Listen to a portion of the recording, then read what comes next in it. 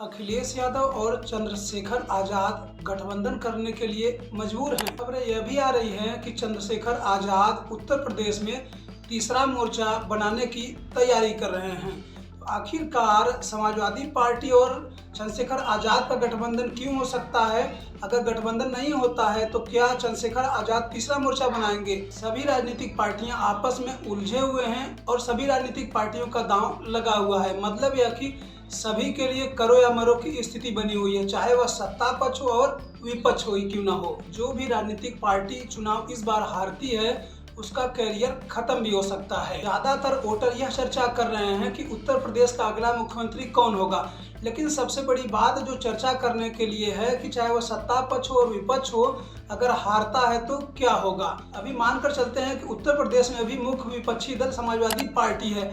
अगर अखिलेश यादव की पार्टी 2027 में चुनाव हारती है तो अखिलेश यादव का क्या होगा। जो भी पार्टी चुनाव हारती है उसके कार्यकर्ताओं का मनोबल टूट जाएगा। इसलिए 2027 का चुनाव सभी पार्टियों के लिए करो या मरो की स्थिति बन गई है, चाहे वह बसपा हो, क्योंकि बसपा का सब कुछ दांव पर लगा हुआ है। बसपा 2012 से उत्तर प्रदेश की राजनीति मतलब सत्ता से बाहर है और 14 वर्षों से जो पार्टी सत्ता से बाहर हो और जो गरीब, दलित, पिछड़े जो सभी लोग हैं, किसी तरीके से मेहनत करके अपना घर या छत बनाया है, तो उनको सत्ता की चाबी मिलना जरूरी है। यही हाल चंद्रशेखर आजाद का भी है। चंद्रशेखर आजाद 2024 के लोकसभा चुनाव में भले ही सांसदी जीत गए, लेकिन वह भी गुड़ागड़ित करने में लगे हुए हैं। ऐसे अगर उत्तर प्रदेश को वोटर की दृष्टि से 4 भागों में बांट दिया जाए तो पूर्वांचल में सपा और भाजपा दोनों का मुकाबला जो है वह बराबर की स्थिति में है। लेकिन पश्चिम क्षेत्र में समाजवादी पार्टी का हाल थोड़ा ज्यादा खस्ता है। 2022 के चुनाव में पश्चिम क्षेत्र में 12 जिले ऐसे थे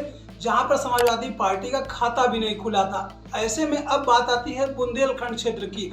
बुंदेलखंड का जो क्षेत्र है वहां पर सपा और भाजपा दोनों बराबर की स्थिति में, लेकिन जो अवध का क्षेत्र है वो भारतीय जनता पार्टी के लिए चरागाह कहा जा सकता है और भारतीय जनता पार्टी वहां पर सबसे भारी पड़ती है।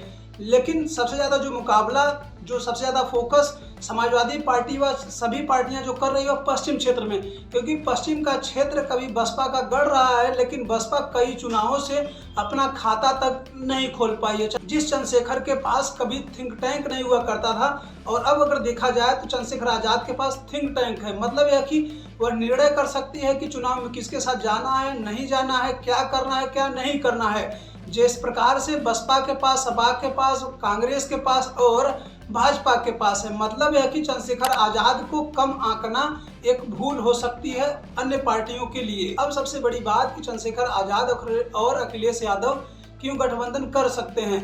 अगर जिस प्रकार से पश्चिमी यूपी में चंद्रशेखर आजाद का एक मजबूत वोट बैंक है और गढ़ है, ऐसा कहा जा रहा है, अगर चंद्रशेखर आजाद उत्तर प्रदेश की 403 विधानसभा सीटों में लड़ते हैं तो शायद उनका एवरेज 4 या 5 या 1 या 2 कुछ भी हो सकता है। लेकिन अगर किसी से भी गठबंधन में लड़ते हैं और 400 सीटों पर न लड़ करके 50 सीट पर लड़ते हैं और 50 में अगर 20 सीट भी जीतते हैं तो इससे चंद्रशेखर आजाद और उनकी पार्टी एएसपी और भीम आर्मी के भी मनोबल बढ़ेंगे और उनके कार्यकर्ताओं का भी मनोबल बढ़ेगा, क्योंकि विधानसभा में कार्यकर्ताओं को देखने को, उनकी आवाज उठाने के लिए 20 से 25 विधायक बैठ सकते हैं अगर गठबंधन में चुनाव लड़ते हैं तो।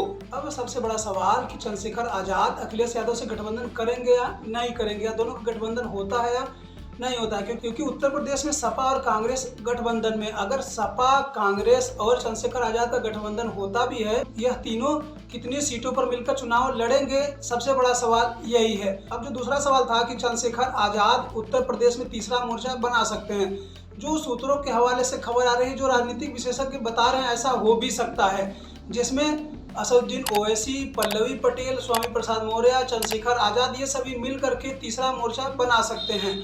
लेकिन अगर देखा जाए तो पल्लवी पटेल जो समाजवादी पार्टी के टिकट पर और सिंबल पर जीती थी, अगर अकेले लड़ेंगी तो उनका क्या हाल होगा। स्वामी प्रसाद मौर्य 2022 के विधानसभा चुनाव में हार गए थे, लेकिन समाजवादी पार्टी ने उन्हें एमएलसी बनाया, फिर भी वह सपा से नाता तोड़ करके अपनी अलग पार्टी बना ली है। और असदुद्दीन ओवैसी की भी हालात कुछ ऐसे ही हैं। ऐसे में अगर स्वामी प्रसाद मौर्य, पल्लवी पटेल, चंद्रशेखर आजाद और असदुद्दीन ओवैसी मिलकर चुनाव भी लड़ते हैं तब भी शायद कुछ विशेष फायदा न हो तीसरे मोर्चे को। अगर समाजवादी पार्टी से एक पॉइंट को हटा दिया जाए, पीडीए, जो अखिलेश यादव बार बार पीडीए का नारा दे रहे हैं, अगर इस पॉइंट को हटा दिया जाए तो शायद समाजवादी पार्टी की जो सीटें 100 है वह शायद 50 हो सकती हैं। इसलिए अखिलेश यादव पीडीए का बार बार नारा लगा रहे हैं और पीडीए को सहारा बना रहे हैं। ऐसे आप सभी लोग बताइए कि अगर चंद्रशेखर आजाद उत्तर प्रदेश में अकेले लड़ते हैं तो क्या संजय निषाद वाला हाल होगा, या ओम प्रकाश राजभर वाला हाल होगा, या जयंत चौधरी वाला हाल होगा? क्योंकि इन लोगों के पास किसी के पास 4 सीट है, किसी के पास 6 सीट है, किसी के पास 9 विधायक हैं। तो चंद्रशेखर आजाद क्या अखिलेश यादव के साथ गठबंधन करके ही लड़ेंगे या तीसरा मोर्चा बनाएंगे? दोनों में चंद्रशेखर आजाद को क्या फायदा हो सकता है? आप सभी लोग कमेंट करके अपनी राय जरूर दें। तब तक हमको विदा दें, अगली वीडियो में फिर मिलता हूं। नमस्कार।